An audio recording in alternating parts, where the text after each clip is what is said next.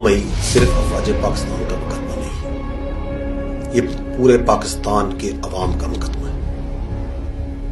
کسی بھی ملک میں اس کی فوج پہ حملہ کرایا جائے، اس کے شہیدوں کی علامات کی تصدیق کی جائے، اس کے بانی کے گھر کو جلایا جائے، وہاں پہ عوام اور فوج کے درمیان نفرت پیدا کی جائے، اور پھر جو لوگ یہ کروا رہے ہیں، جو کر رہے ہیں، ان کو کیفر کردار پہ نہ پہنچایا جائے، تو کسی بھی ملک میں ایسا ہو تو وہاں کے نظام انصاف پہ ایک سوال کھڑا ہے۔ ہم سمجھتے ہیں اور اس بات پہ یقین رکھتے ہیں کہ اگر پاکستان کے نظام انصاف پہ یقین قائم رکھنا ہے